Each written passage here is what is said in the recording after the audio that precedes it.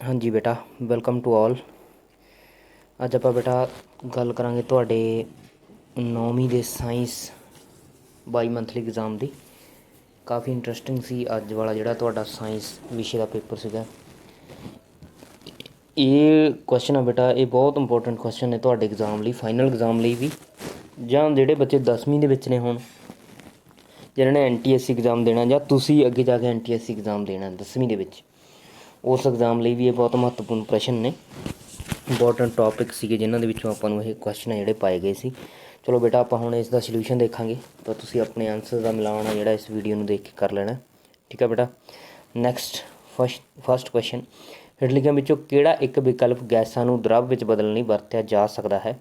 Which one of the following represent the suitable condition for liquefaction of gases.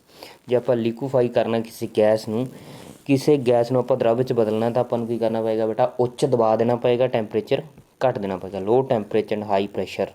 C option ਸਹੀ ਬਣ ਜੂਗੀ। ਜਦੋਂ ਆਪਾਂ ਪਾਣੀ ਨਾਲ ਭਰੇ ਬੀਕਰ ਵਿੱਚ ਕੁਝ ਰਵੇ ਪੋਟਾਸ਼ੀਅਮ ਪਰਮੈਂਗਨੇਟ ਦੇ ਪਾਉਂਦੇ ਹਾਂ, ਤਾਂ ਅਸੀਂ ਦੇਖਦੇ ਹਾਂ ਕਿ ਕੁਝ ਸਮੇਂ ਬਾਅਦ ਸਾਰਾ ਪਾਣੀ ਗੁਲਾਬੀ ਹੋ ਜਾਂਦਾ ਹੈ। ਅਜਿਹਾ ਹੇਠ ਲਿਖਿਆਂ ਵਿੱਚੋਂ ਕਿਸ ਕਾਰਨ ਹੁੰਦਾ ਹੈ? when we put some crystal of potassium permanganate in a beaker containing water, we observe that after some time the whole water turns pink. This is only due to किस कारण ਹੁੰਦਾ ਬੇਟਾ? ਇਹ ਡਿਫਿਊਜ਼ਨ ਕਾਰਨ, ਵਿਸਰਣ ਵਿਧੀ। ਮਤਲਬ ਜਿਹੜਾ ਪੋਟਾਸ਼ੀਅਮ ਪਰਮੈਂਗਨੇਟ ਹੈ ਦੇ ਕਣ ਨੇ ਉਹ ਪੂਰੇ ਬੀਕਰ ਦੇ ਵਿੱਚ ਫੈਲ ਗਏ ਨੇ, ਡਿਫਿਊਜ਼ਨ ਹੋ ਗਿਆ। ਠੀਕ ਹੈ ਬੇਟਾ। ਨੈਕਸਟ, ਹੇਠ ਦਿੱਤਿਆਂ ਵਿੱਚੋਂ ਕਿਹੜਾ ਇੱਕ ਬੇਖਮ ਅੰਗੀ ਮਿਸ਼ਰਣ ਦੀ ਉਦਾਹਰਣ ਨਹੀਂ ਹੈ? Which of the following is not an example of heterogeneous mixture. ਕਿਹੜਾ ਨਹੀਂ ਹੈ ਵੀ? ਪਾਣੀ ਦੇ ਵਿੱਚ ਨਮਕ ਦਾ ਘੋਲ ਹੁੰਦਾ ਜਿਹੜਾ ਸਾਲਟ ਇਨ ਵਾਟਰ, ਉਹ ਆ ਜਿਹੜਾ ਹੋਮੋਜੀਨੀਅਸ ਮਿਕਸਚਰ ਹੈ, ਹੈਟਰੋਜੀਨੀਅਸ ਮਿਕਸਚਰ ਨਹੀਂ ਹੈ। ਤੁਸੀਂ ਜ਼ਰੂਰ ਇਹ ਨੋਟ ਕੀਤਾ ਹੋਵੇਗਾ ਕਿ ਕੋਈ ਫਲ ਜਦੋਂ ਕੱਚਾ ਹੁੰਦਾ ਉਸ ਦਾ ਰੰਗ ਹਰਾ ਹੁੰਦਾ ਹੈ, ਉਹੀ ਫਲ ਪੱਕਣ ਤੋਂ ਬਾਅਦ ਹਰੇ ਤੋਂ ਕਿਸੇ ਹੋਰ ਖੂਬਸੂਰਤ ਰੰਗ ਵਿੱਚ ਬਦਲ ਜਾਂਦਾ, ਜਾਂ ਯੈਲੋ, ਔਰੇਂਜ ਜਾਂ ਰੈੱਡ ਕਲਰ ਦੇ ਵਿੱਚ ਚੇਂਜ ਹੋ ਜਾਂਦਾ। ਤੁਹਾਡੇ ਮੁਤਾਬਕ ਇਸ ਰੰਗ ਦੇ ਬਦਲਣ ਦਾ ਕੀ ਕਾਰਨ ਹੈ? You must have observed that a fruit when ripe is green but it becomes beautifully colored when ripe. According to you, what is the reason behind this color? ਕੀ ਹੁੰਦਾ ਵੀ ਜਿਹੜੇ ਕਲੋਰੋਪਲਾਸਟ ਹੁੰਦੇ ਨੇ, ਜਿਹੜਾ ਹਰਾ ਰੰਗ ਹੁੰਦਾ ਕਲੋਰੋਫਿਲ ਕਰਕੇ ਹੁੰਦਾ, ਕਲੋਰੋਪਲਾਸਟ ਹੁੰਦੇ ਨੇ ਉਹ ਕ੍ਰੋਮੋਪਲਾਸਟ ਦੇ ਵਿੱਚ ਬਦਲ ਜਾਂਦੇ ਨੇ। Chloroplast changes to chromoplast. ਠੀਕ ਹੈ, chloroplast change to chromoplast, first option. Next question ਦੇਖੋ ਬੇਟਾ, ਇੱਕ ਮੁੰਡਾ ਪੁਆਇੰਟ A ਤੋਂ B ਤੱਕ 20 ਮੀਟਰ ਪ੍ਰਤੀ ਮਿੰਟ ਦੇ ਵੇਗ ਨਾਲ ਜਾਂਦਾ ਹੈ ਅਤੇ ਫਿਰ ਬਿੰਦੂ B ਤੋਂ A ਤੱਕ ਬਿੰਦੂ A ਤੱਕ 30 ਮੀਟਰ ਪ੍ਰਤੀ ਮਿੰਟ ਦੇ ਵੇਗ ਨਾਲ ਵਾਪਸ ਆਉਂਦਾ ਹੈ। ਇਸ ਪੂਰੀ ਯਾਤਰਾ ਦੇ ਸਫ਼ਰ ਦੌਰਾਨ ਉਸਦਾ ਔਸਤ ਵੇਗ ਕਿੰਨਾ ਹੋਵੇਗਾ? A boy goes from A to B with a velocity 20 meter per minute and comes back from B to A with a velocity 30 meter per minute. The average velocity of the boy during the whole journey. ਤਾਂ ਬੇਟਾ ਪਹਿਲਾਂ ਉਹ A ਤੋਂ B ਤੱਕ ਗਿਆ, ਠੀਕ ਹੈ, ਫਿਰ ਅਗਲੇ ਵਾਰ ਉਹ ਇੱਧਰ 20 ਮੀਟਰ ਪਰ ਮਿੰਟ ਨਾਲ ਗਿਆ, ਫਿਰ B ਤੋਂ A ਆਇਆ। ਠੀਕ ਹੈ, ਪਹਿਲਾਂ ਗਿਆ ਫਿਰ ਆਇਆ, ਮਤਲਬ ਓਵਰਆਲ ਜਿਹੜਾ ਡਿਸਪਲੇਸਮੈਂਟ ਹੈ ਇਸ ਕੇਸ ਦੇ ਵਿੱਚ, ਡਿਸਪਲੇਸਮੈਂਟ ਹੋਊਗਾ, ਜਾਂ ਆਪਾਂ ਕਹਿ ਲਈਏ ਪੰਜਾਬੀ ਦੇ ਵਿੱਚ ਜਿਹੜਾ ਵਿਸਥਾਪਨ ਹੋਏਗਾ ਉਹ ਕੀ ਹੋਏਗਾ ਬੇਟਾ? 0। ਠੀਕ ਹੈ, ਜਿਹੜੀ ਐਵਰੇਜ ਵੈਲੋਸਿਟੀ ਹੁੰਦੀ ਆ ਉਹ ਹੁੰਦੀ ਆ ਵੀ ਟੋਟਲ ਡਿਸਪਲੇਸਮੈਂਟ ਕਿੰਨਾ ਹੈ ਅਤੇ ਟੋਟਲ ਟਾਈਮ ਕਿੰਨਾ ਲੱਗਿਆ। ਹੁਣ ਟੋਟਲ ਟਾਈਮ ਕਿੰਨਾ ਵੀ ਲੱਗਿਆ ਹੋਵੇ, ਜਦੋਂ ਡਿਸਪਲੇਸਮੈਂਟ 0 ਹੋ ਗਿਆ ਤਾਂ ਜਿਹੜੀ ਐਵਰੇਜ ਵੈਲੋਸਿਟੀ ਹੋਊਗੀ, ਠੀਕ ਹੈ, ਜਿਹੜਾ ਔਸਤ ਵੇਗ ਹੋਊਗਾ ਜਦੋਂ ਵਿਸਥਾਪਨ 0 ਹੋ ਗਿਆ ਤਾਂ 0 ਬਟਾ ਟਾਈਮ ਜਿੰਨਾ ਵੀ ਲੱਗਿਆ ਤਾਂ ਕਿੰਨਾ ਹੋ ਜਾਊਗਾ ਬੇਟਾ? ਉਹ 0 ਹੀ ਹੋ ਜਾਏਗਾ, ਕਿਉਂਕਿ ਡਿਸਪਲੇਸਮੈਂਟ ਇਸ ਕੇਸ ਦੇ ਵਿੱਚ 0 ਹੋ ਗਿਆ ਨਾ, ਕਿਉਂਕਿ ਜਿੱਥੋਂ ਤੁਰਿਆ ਸੀ ਉੱਥੇ ਹੀ ਵਾਪਸ ਆ ਗਿਆ, ਡਿਸਪਲੇਸਮੈਂਟ ਹੋਇਆ ਹੀ ਨਹੀਂ। ਠੀਕ ਹੈ ਨਾ, ਡਿਸਪਲੇਸਮੈਂਟ ਕੀ ਹੁੰਦਾ? ਫਾਈਨਲ ਅਤੇ ਇਨੀਸ਼ੀਅਲ ਪੁਆਇੰਟ ਦੇ ਵਿੱਚ ਕਿੰਨੀ ਡਿਸਟੈਂਸ ਹੈ ਨਾ, ਜਿੱਥੋਂ ਚੱਲਿਆ ਸੀ ਜਿੱਥੇ ਰੁਕਿਆ ਉੱਥੇ ਜਾ ਕੇ ਕਿੰਨੀ। ਹੁਣ A ਤੋਂ ਹੀ ਚੱਲਿਆ ਸੀ, A 'ਤੇ ਹੀ ਆ ਗਿਆ ਤਾਂ ਡਿਸਪਲੇਸਮੈਂਟ ਕੋਈ ਹੋਇਆ ਹੀ ਨਹੀਂ, 0 ਹੀ ਆ। ਤਾਂ ਜੇ ਡਿਸਪਲੇਸਮੈਂਟ ਵਿਸਥਾਪਨ 0 ਹੈ ਤਾਂ ਐਵਰੇਜ ਵੈਲੋਸਿਟੀ ਵੀ 0 ਹੈ। ਠੀਕ ਹੈ ਬੇਟਾ, ਇਸ ਲਈ ਸਹੀ ਆਪਸ਼ਨ ਆ ਜਾਏਗੀ ਸੀ ਆਪਸ਼ਨ 0। ਨੈਕਸਟ, ਗਤੀ ਦੀ ਤੀਸਰੀ ਸਮੀਕਰਨ ਦਾ third equation of motion is ਕਿਹੜੀ ਹੈ ਬੇਟਾ? v² - u² = 2as। ਇਹ ਹੈ ਥਰਡ ਸਮੀਕਰਨ। ਜਦੋਂ ਬੱਸ ਇੱਕਦਮ ਚੱਲਣਾ ਸ਼ੁਰੂ ਕਰਦੀ ਹੈ ਤਾਂ ਉਸ ਵਿੱਚ ਬੈਠੀਆਂ ਸਵਾਰੀਆਂ ਪਿੱਛੇ ਵੱਲ ਨੂੰ ਧੱਕੀਆਂ ਜਾਂਦੀਆਂ, ਇਸ ਦਾ ਕੀ ਕਾਰਨ ਹੈ? The people in the bus are pushed backward when the bus start suddenly because of. ਕੀ ਹੁੰਦਾ ਵੀ ਵਿਰਾਮ ਜੜਤਾ ਕਰਕੇ ਹੁੰਦਾ ਬੇਟਾ ਇਹ, ਠੀਕ ਹੈ। ਇਨਰਸ਼ੀਆ ਡਿਊ ਟੂ ਰੈਸਟ। ਅਗਰਬੱਤੀ ਨੂੰ ਜਲਾਉਂਦੇ ਇਸ ਦੀ ਖੁਸ਼ਬੂ ਪੂਰੇ ਕਮਰੇ ਵਿੱਚ ਫੈਲ ਜਾਂਦੀ ਹੈ, ਹਰ ਕਮਰੇ ਵਿੱਚ ਫੈਲ ਜਾਂਦੀ ਹੈ। ਕਿਉਂ ਫੈਲ ਜਾਂਦੀ ਹੈ ਬੇਟਾ? ਕਿਹੜੇ ਪਦਾਰਥ ਦੇ ਕਣ ਹੈ ਉਹ ਇੱਧਰ ਉੱਧਰ ਘੁੰਮਦੇ ਰਹਿੰਦੇ ਨੇ। Particle of matter are continuously moving. Prokaryotic ਜੰਤੂਆਂ ਵਿੱਚ ਕੇਂਦਰਕ ਪੂਰੀ ਤਰ੍ਹਾਂ ਵਿਕਸਿਤ ਨਹੀਂ ਹੁੰਦਾ, ਉਸਨੂੰ ਕੀ ਕਹਿੰਦੇ ਹਨ? The undefined nuclear region of prokaryotic is also known as nucleoid, ਠੀਕ ਹੈ। ਇੱਕ ਆਦਮੀ ਸਵੇਰੇ 7:30 ਵਜੇ ਸੈਰ 'ਤੇ ਗਿਆ ਅਤੇ 8:15 AM 'ਤੇ 3 ਕਿਲੋਮੀਟਰ ਦਾ ਸਫ਼ਰ ਤੈਅ ਕਰਕੇ ਵਾਪਸ ਆ ਜਾਂਦਾ ਹੈ। ਇਸ ਸਫ਼ਰ ਦੌਰਾਨ ਉਸਨੇ ਤੈਅ ਕੀਤਾ ਵਿਸਥਾਪਨ ਕਰਨਾ ਹੋਗਾ। ਬੇਟਾ ਇਹਦੇ ਵਿੱਚ ਆਪਾਂ ਨੂੰ ਟਾਈਮ ਜ਼ਰੂਰ ਗਿਵਨ ਹੈ। A man leaves his home at 7:30 AM for a morning walk and returns back at 8:15 after covering 3 kilometre. His displacement in this time is.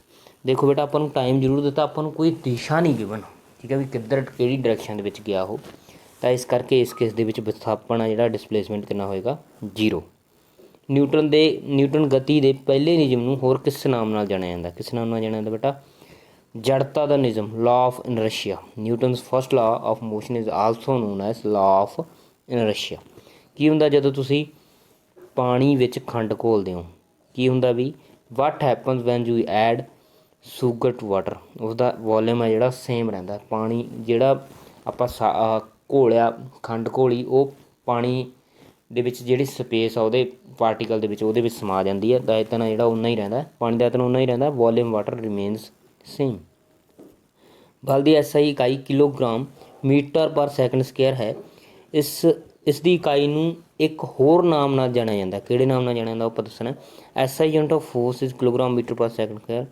This unit is also known as newton, ਠੀਕ ਹੈ ਬੇਟਾ।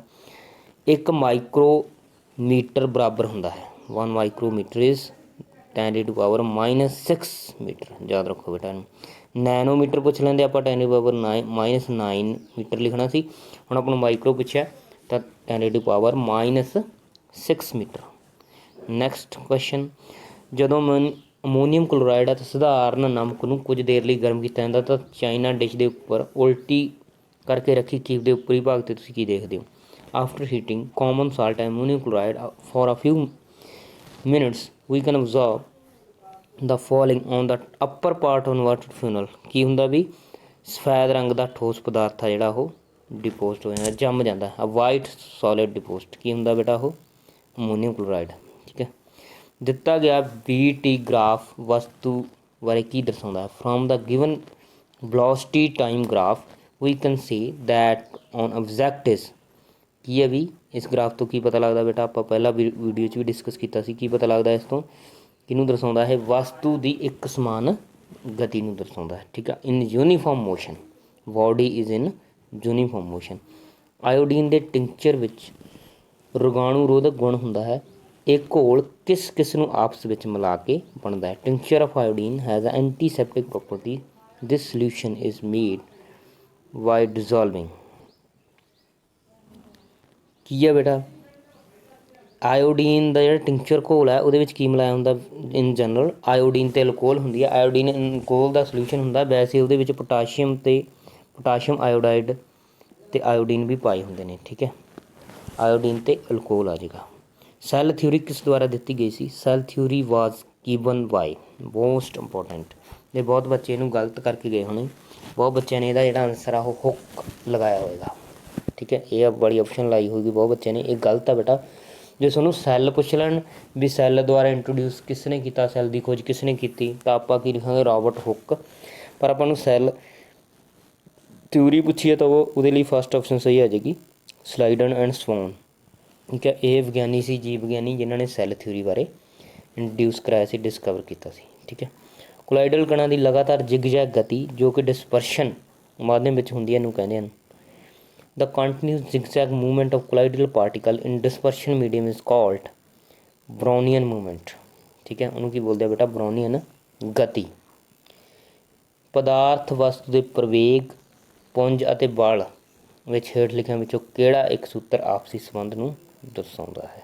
ਕਿਹੜਾ ਦਰਸਾਉਂਦਾ ਬੇਟਾ? ਆਪਾਂ ਨੂੰ ਪਤਾ ਹੈ ਵੀ F = ma ਹੁੰਦਾ ਹੈ, ਠੀਕ ਹੈ। ਇਹ ਆਪਣਾ ਸੂਤਰ ਹੈ। ਨਿਊਟਨ ਦੇ ਦੂਸਰੇ ਗਤੀ ਨਿਯਮ ਦਾ। ਤਾਂ ਆਪਾਂ ਜੇ ਇੱਥੋਂ ਏ ਕੱਢ ਲਈਏ, A is equal to F upon M ਆ ਜਾਏਗਾ। ਤਾਂ ਇਹ ਦੇਖੋ ਵੀ ਕਿਹੜੇ 'ਚ ਆਉਂਦਾ, F is equal to M A ਆ ਜਾਏ ਜਾਂ A is equal to F on M ਆ ਜਾਏ। ਠੀਕ ਹੈ, ਤਾਂ ਲਾਸਟ ਆਪਸ਼ਨ ਇਹਦੇ ਲਈ ਸਹੀ ਬਣ ਜੂਗੀ। ਠੀਕ ਹੈ, ਇਹ ਸੀਗਾ ਤੁਹਾਡਾ 9th ਦਾ ਸਾਇੰਸ ਬਾਈ ਮੰਥਲੀ ਐਗਜ਼ਾਮ ਜੁਲਾਈ ਵਾਲਾ। ਮੈਨੂੰ ਉਮੀਦ ਆ ਤੁਹਾਨੂੰ ਇਹ ਸਮਝ ਲੱਗ ਗਿਆ ਹੋਣਾ, ਤੁਹਾਡੇ ਕੁਐਸਚਨ ਜਿਹੜੇ ਸਹੀ ਹੋਣਗੇ। ਥੈਂਕ ਯੂ ਬੇਟਾ।